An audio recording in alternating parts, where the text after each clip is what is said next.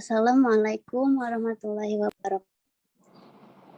Sambil menunggu teman-teman yang lain, kita mulai aja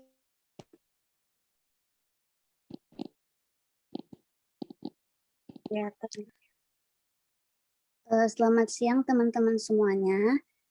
Terima kasih yang sudah bergabung di kegiatan PKM Pekan kelima hari ini. Sebelumnya, perkenalkan kembali, saya Nur Anissa, selaku moderator yang akan membimbing jalannya kegiatan beserta rekan-rekan saya, yaitu ada Teh Vanessa, ada Teh Lutfiatur Rohmah, ada Teh Rizka, ada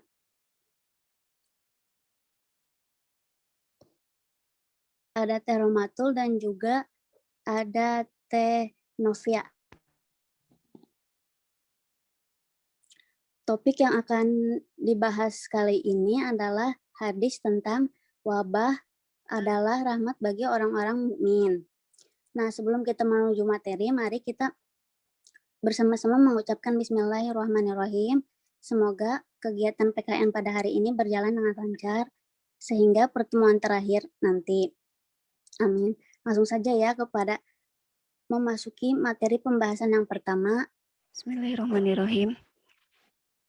Haddasana Ishaqu ahbarona Habbanu haddasana Dawudu bnu Abil Furoti haddasana Abdullah ibn Buraidatu an Yahya bni Yamarona an Aisyata zaujin Nabi sallallahu alaihi wasallam annaha ahbarat hu annaha sa'altu Rasulullah sallallahu alaihi wasallam anitauni fa'abaroha Nabiyyu sallallahu alaihi wasallam annahu kana azaban yab'asuhu Allahu ala may yasha'u faja'alahu rahmatan lil mu'minin falaisa min rajulin yaqa'u ta'un fayam kusu fi baladihi sabirat ya'lamu annahu la yusibuhu illa ma kataballahu lahu illa kana lahu misluhu ajris syahid rawahul Bukhari, yang artinya menceritakan kepada kami Ishaq, mengabarkan kepada kami Habban, menceritakan kepada kami Daud bin Abi al-Furat, menceritakan kepada kami Abdullah bin Buraidah dari Yahya bin Ya'mar dari Aisyah istri Rasulullah Shallallahu Alaihi Wasallam. Ia memberitahunya bahwa dirinya telah bertanya kepada Rasulullah Shallallahu Alaihi Wasallam perihal taun atau wabah penyakit. Lalu Nabi Shallallahu Alaihi Wasallam memberitahunya, dahulu taun adalah siksa yang dikirimkan Allah kepada siapa saja yang dikehendakinya. Lalu Allah menjadikannya rahmat bagi orang-orang mukmin. Tiada seorang hamba yang tertimpa taun kemudian menahan diri di negerinya dengan bersabar, seraya menyadari bahwa taun tidak akan mengenainya kecuali apa yang telah Allah tetapkan bagi dirinya, melainkan baginya pahala seperti pahala yang mati syahid. Hadis riwayat Bukhari. Menjelaskan tentang hadisnya, Ibnu Hajar al-Asqalani memaparkan definisi taun menurut beberapa ulama. Dari beragamnya definisi menurut para pakar tersebut, beliau menyimpulkan hakikat taun adalah benjolan yang muncul akibat letupan darah ke organ tubuh hingga rusak. Penyakit-penyakit lain yang muncul akibat rusaknya udara juga disebut taun, sebagai bentuk majaz atau metafora, karena terdapat persamaan, yaitu banyaknya korban jiwa yang ditimbulkan keduanya. Pahala kesyahidan bagi orang yang meninggal akibat taun diperoleh dengan beberapa syarat, yaitu yang pertama sabar. Sabar di sini tidak cemas dan khawatir terhadap apa yang menimpanya, melainkan ia menyerahkan urusannya pada Allah serta merasa ridho atas ketetapannya. Dan yang kedua, berdiam diri. Berdiam diri di tempat terpaparnya wabah taun, kemudian tidak keluar melarikan diri dari tempat itu. Yang ketiga, yakin. Menyadari bahwa taun tidak akan menimpanya kecuali telah digariskan Allah untuknya. Namun, jika ia berdiam diri dengan perasaan takut dan cemas atau menyesali mengapa dirinya tidak pergi keluar saja dengan anggapan apabila ia keluar tidak akan terpapar taun dan dengan diamnya di tempat tersebut menyebabkan dirinya terpapar, maka yang seperti ini tidaklah memperoleh pahala kesyahidan meskipun meninggal karena taun. Hal ini disebabkan pesimisme yang melahirkan keluh kesah dan marah atas takdir Allah serta tidak menyukai pertemuan dengannya. Selanjutnya akan dijelaskan oleh Teriska. Hadis mengenai istimewanya keadaan seorang mukmin. Dalam suatu hadis, Nabi menegaskan seorang muslim tidak akan senantiasa dalam kondisi merugi dalam situasi apapun, sebab keimanannya akan menjadikannya sebagai seorang hamba yang bersyukur ketika mendapatkan kemudahan dan juga bersabar ketika mendapatkan kesulitan dalam hidupnya. Dari Suaib, ia berkata, Rasulullah bersabda, Ajabal amril mu'mini innal amrohu kullahu khairu wa laisa dakal adin illa lil mu'mini in asobatku in asobatku soro'u doba sobaro fakana khairan lahu. Artinya, sungguh menakjubkan keadaan seorang mukmin, seluruhnya urusannya itu baik. Ini tidaklah didapati kecuali pada seorang mukmin. Jika mendapatkan kesenangan, maka ia bersyukur. Itu baik baginya. Jika mendapatkan kesusahan, maka ia bersabar. Itu pun baik baginya. Riwayat Muslim nomor 299. Hadis ini memberikan pelajaran penting segala kondisi, senang maupun sedih, pada dasarnya adalah ujian dari Allah. Ini mengoreksi anggapan umum yang menganggap bahwa musibah itu hanyalah pada hal-hal yang tidak menyenangkan atau menyusahkan. Selain itu, bagi mukmin, musibah apapun menyenangkan maupun menyedihkan dihadapi dengan sikap positif saat dia dianugerahi nikmat yang mengembirakan, maka langsung bersyukur kepada Allah Ta'ala. Sebaliknya saat duka menerpa, ia bersabar menghadapinya. Imam Al-Munawi berkata dalam Fathul Qadir, keadaan seorang mukmin semuanya itu baik, hanya didapati hal ini pada seorang mukmin. Seperti itu tidak ditemukan pada orang kafir maupun munafik. Keajaibannya adalah ketika ia diberi kesenangan berupa sehat, keselamatan, harta, dan kedudukannya, maka ia bersyukur pada Allah atas karunia tersebut. Ia akan dicatat termasuk orang yang bersyukur. Ketika ia ditimpa musibah, ia bersabar.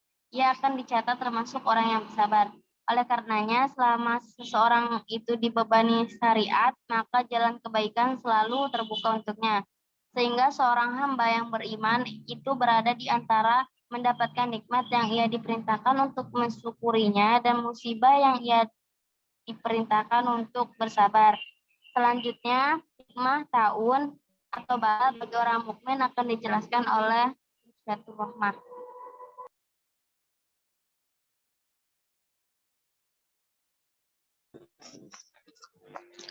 Baik, di sini saya akan menjelaskan tentang hikmah taun dan taun atau bala bagi orang-orang mukmin.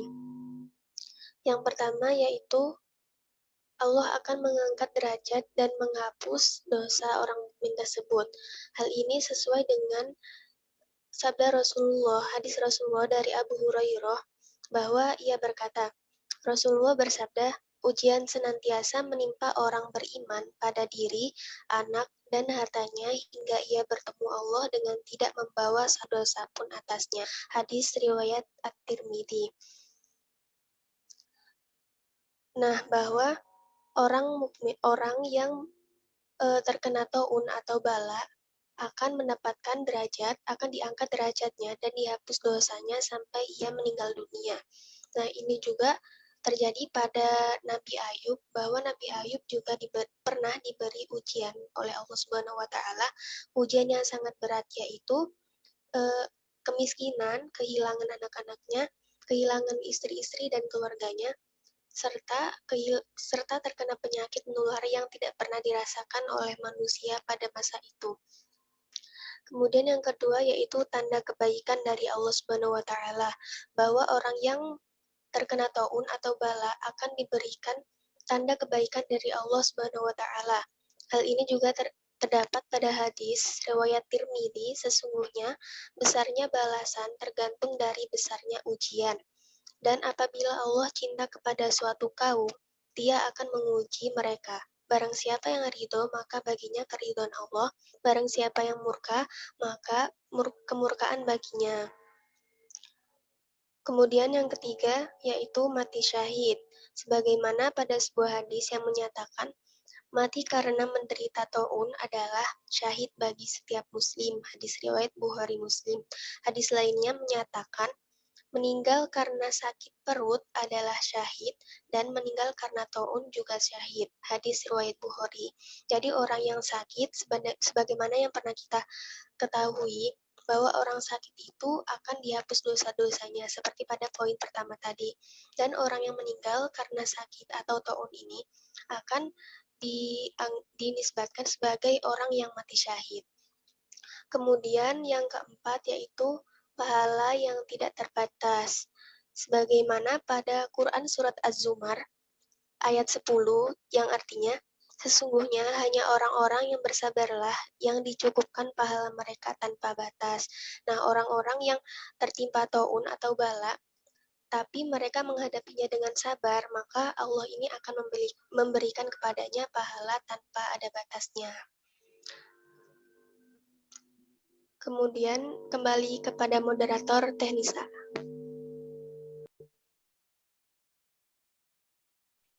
Baik, terima kasih untuk teteh-teteh yang sudah menyampaikan materinya.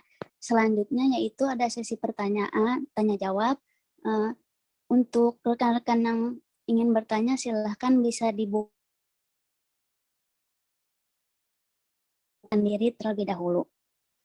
Boleh izin bertanya? Halo? Ya, siapa silahkan. Oh ya. Oke, Assalamualaikum warahmatullahi wabarakatuh. Perkenalkan, nama saya Syahrial Yusuf dari Teknik Industri Unsika ya. Jadi izin bertanya, kan kita melihat bahwa masa pandemi kan kiranya kayak sebagai rahmat bagi kita kan gitu. Nah, kita ini sedang menghadapi bahwa seperti melihat di kasus gitu kan, adanya tsunami COVID di India. Nah, ternyata di sini ada kan orang India yang datang ke Indonesia itu kan. Nah, diperparah lagi bukan hanya kasus tsunami COVID yang bisa datang ke Indonesia gitu loh, yang orang India datang ke Indonesia, ditambah lagi adanya pemalsuan swab test gitu kan. Nah, kita kan di sini benar-benar diuji gitu loh. Kira-kira gitu loh, apa sih yang membuat supaya kita tuh tetap percaya bahwa pandemi ini tuh tetap bermanfaat bagi kita gitu loh. Sedangkan kita di posisi bagaimana kepercayaan kita terhadap penanganan kesehatan pun berkurang gitu loh saat ini. Kira-kira bagaimana sih pandangan teteh-teteh gitu loh tentang keadaan seperti ini? Bisa dipahami nggak? Iya, bisa Kang. Terima kasih pertanyaannya. Iya, sama. Baik, di sini saya akan menjawab pertanyaan dari Kak Yusuf ya. Mungkin ini tahun saja kita, kalau misalkan ada yang mau nambahin silahkan. Jadi setahu saya orang India itu sudah dapat izin gitu Kak dari kedubes, dari kedutaan besar Indonesia yang berada di India. Jadi visanya tuh udah dapat izin, dan juga pas nyampe di Indonesia si orang Indianya itu dites swab dulu, terus dikarantina dulu. Mungkin itu aja sih setahu saya. Kalau ada yang mau nambahin silahkan. Gimana Kak? Gini sih, maksudnya kan sebenarnya ya mungkin juga bisa terjadi kan adanya visa yang udah dikeluarin gitu kan, udah disetujui. Kan kita melihat bahwa anjuran dari ya agama Islam pun untuk si berdiam diri kan, maksudnya orang yang sedang ada itu gitu kan diwajibkan untuk berdiam diri gitu kan. Jadi kan itu. Nah, sedangkan di sini ya pemerintah pun sebenarnya udah ada kan kayak buat melarang warga India datang, tapi ternyata ada kejadian ini gitu loh. Jadi sebenarnya ya apa yang dilakukan tuh ya masa kita harus berdiam diri lagi, ya kan, maksudnya ya sebisa mungkin pemerintah pun bisa tetap gitu loh, kita harus bisa menjaga lingkungan sendiri gitu, kayak gitu.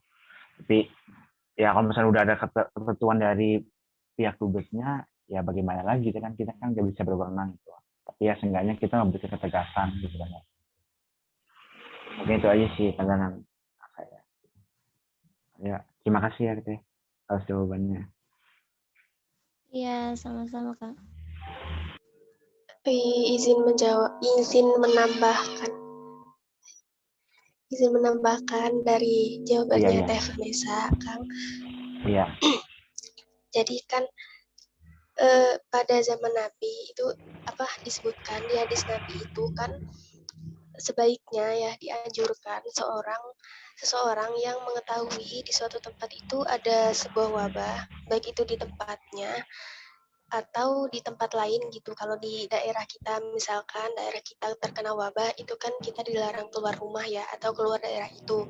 Nah, misalkan di daerah lain kita dilarang memasuki daerah tersebut gitu ya. Nah, kalau menurut saya pribadi itu kan tidak semua warga negara India itu orang Islam ya. Jadi kemungkinan bisa jadi nih mereka itu kurang paham mengenai anjuran ini gitu, anjuran keluar rumah, keluar daerah atau masuki daerah yang terkena wabah gitu kan. Nah, kemungkinan kalau pemerintahnya itu sendiri mengizinkan, ya gimana ya? Ya mungkin mereka karena emang belum terlalu memahami suatu daerah itu wabahnya seperti apa, gimana apa sih menyebarnya itu kayak gimana gitu, gimana akibatnya kalau si negaranya ini penduduknya itu keluar daerah dan memasuki Indonesia misalkan, dan negara India ini tidak tahu kalau di Indonesia ini juga yang terkonfirmasi kasusnya itu juga tinggi gitu. Nah, sedangkan di negara India sendiri tercatat sebagai kasus yang tertinggi COVID saat ini kan ya. Nah, kemungkinan karena orang India sendiri sudah menerima izin dari kedutaannya di India sana. Jadi pemerintah di Indonesia ini tidak bisa melarang si penduduk India ini masuk ke negara kita gitu. Kalau menurut anjurannya Rasulullah kan emang dilarang ya kayak gitu. Nah, kalau emang pemerintahan Indonesia ini kan kebanyakan orang Indonesia ini kan kebanyakan orang Islam ya. Ya kemungkinan orang itu yang menerimanya gitu, yang menerima itu kemungkinan belum paham mengenai anjuran tersebut atau tidak tahu, kan nggak semua orang tuh paham tentang hadis Rasul ya, apalagi sampai hadis-hadis yang tidak terlalu terkenal gitu, tidak terlalu dipahami oleh orang banyak gitu.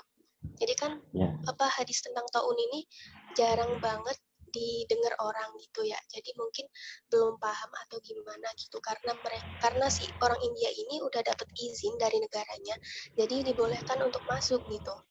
Dan orang India sendiri kan kebanyakan penduduknya ini beragama Hindustan ya, Hindu, dan agama Islam itu sendiri mungkin sedikit, jadinya mereka tidak mengetahui anjuran tentang Rasul ini gitu. Mungkin gitu aja sih menurut saya, Kang. Gimana? Paham nggak? Iya, paham. Tapi Saya boleh ngasih tanggapan nggak? Ya mungkin benar juga sih, karena mungkin dasarnya ya orang-orang India kan orang maaf ya, bukan bukan apa non muslim gitu kan. Tapi kan mungkinnya secara administratif itu kan, itu sebenarnya udah menata secara dari WHO pun udah menganjurkan kan untuk tidak pulang pergi gitu kan. Nah, ya mungkin gimana istilahnya, kita kan kalau balik lagi ke masalah Islam kan istilahnya kita ya harus waspada lah tentang soal ini kan. Apalagi ya kita nggak tahu apalagi orang itu di swab atau belum, apalagi kan di swab atau udah belum gitu kan. Apalagi ditambah kasus kimia farma itu kan, yang tadi yang kayak menggunakan alat rapid tes apa swab test gitu ya, yang bekas gitu kan. Itu kan menjadi kayak semakin tanda tanya gitu kan, malah memunculkan suatu khawatirnya ke depannya gitu loh. Saya memunculkan suatu paradigma baru di masyarakat bahwa kayaknya COVID itu cuman ya buat nyari duit gitu. Malah mah enggak gitu kan. Ya intinya sih ya semoga aja gitu loh. Ya, bisa ada tindakan lebih lanjut lah mungkin ya, gitu aja sih. Terima kasih Teh jawabannya. Iya, siap Kak. Mungkin kalau itu sih karena emang harusnya pemerintah ini lebih mengetatkan apa kayak keluar daerah, apalagi sampai ke luar negeri gitu ya. Mungkin Nah iya itu benar. Iya. Nah, termasuk orang-orang yang tidak bertanggung jawab gitu atas tugasnya karena dia menerima suap atau uang gitu kan. Jadi dia tuh nurut sih ke pemilik visa atau orang yang akan bepergian ini gitu karena mereka menerima suap atau yang lainnya gitu kan. Jadi nah mungkin itu karena orang-orang yang tidak bertanggung jawab aja sih. iya benar-benar. Nah itu akibatnya kan jadi ke masyarakat kita gitu loh. Bentar. Berdampaknya ke masyarakat kita. Jadinya kan ya segimanapun orang mau diberlakukan PSBB lokal, itu kan tujuan dari pelarangan mudik kan ya PSBB lokal misalnya gitu kan, nggak boleh keluar mana-mana supaya nggak menyebarkan. Ini sama gitu loh. Jadi mungkin istilahnya ya sebenarnya adanya pandemi sebenarnya rahmat gitu kan, supaya kita nggak menyebarkan penyakit itu ke orang tua kita. Ya anjuran dari Menhu pun benar gitu kan, sama membunuh sama aja, tapi akibat dari kasus ini gitu loh justru malah menimbulkan kekacauan takutnya gitu loh, kayak pandang masalah bahwa apa sih gitu cuma nakutin doang kayak ini gitu. Jadi takutnya bagaimana pandemi itu sebagai rahmat supaya kita bisa mengerti bahwa keadaan itu tuh jadi hilang gitu loh. Kita sebenarnya memahami itu aja sih, sebenarnya rahmat itu seperti apa, harus sabar gitu kan. Tapi istilahnya malah justru menimbulkan suatu tidak yang, dan juga seperti Rasulullah kayak sabar, berdiam diri atau apa gitu. Itu aja sih mungkin ya. Sip lah, oke. Makasih ya Teh.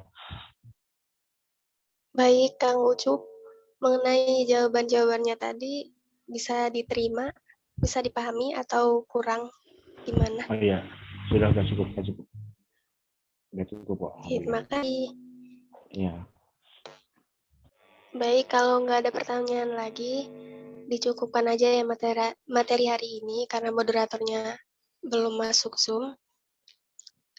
Selanjutnya kesimpulan yang akan dibacakan oleh Teh Romatul Madaniyah. Persilahkan Teh.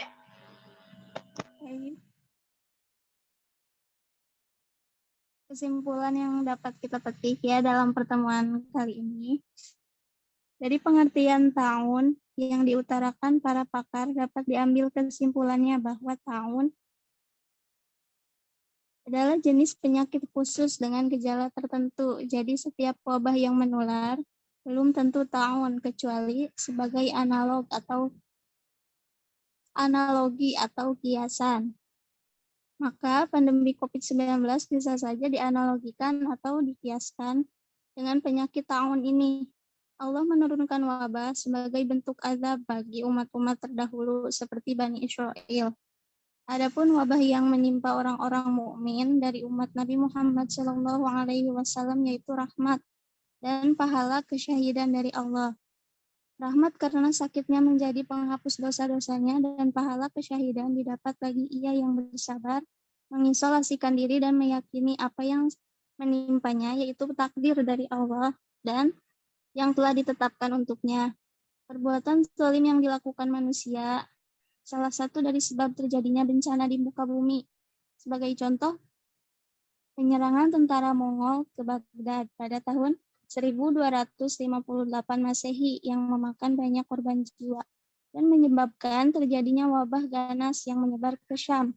Begitu pula perbuatan keji seperti zina yang dilakukan secara terang-terangan juga menjadi sebab timbulnya wabah dan bencana di muka bumi ini. Hal ini berdasarkan firman Allah Subhanahu wa Ta'ala dalam Al-Quran. Dalam Quran surat Ar-Rum ayat 41. A'udzu billahi minasyaitonir rajim. Bismillahirrahmanirrahim. Zoharo fasadu fil barri wal bahri bima kasabat aydin nas liyudhiqahum ba'dalladzi amilul la'allahum yarji'un. Yang artinya, telah nampak kerusakan di darat dan di laut disebabkan karena perbuatan tangan manusia, supaya Allah merasakan kepada manusia sebagaimana dari akibat perbuatan mereka, agar mereka kembali kepada jalan yang benar. Quran Surat Ar-Rum ayat 41. Demikian pemaparan dari kami mengenai hadis tentang wabah adalah rahmat bagi orang-orang mukmin. Mari kita ucapkan alhamdulillahirrabbilalamin. Semoga apa yang kita sampaikan hari ini bermanfaat bagi teman-teman semua dan semoga pandemi ini cepat berakhir ya. Saya mewakili kelompok memohon maaf jika ada kesalahan baik kata maupun sikap. Dan selamat jumpa pada pekan selanjutnya, pekan 6. Di akhir ya. Wassalamualaikum warahmatullahi wabarakatuh. Waalaikumsalam Waalaikumsalam warahmatullahi warahmatullahi wabarakatuh. wabarakatuh.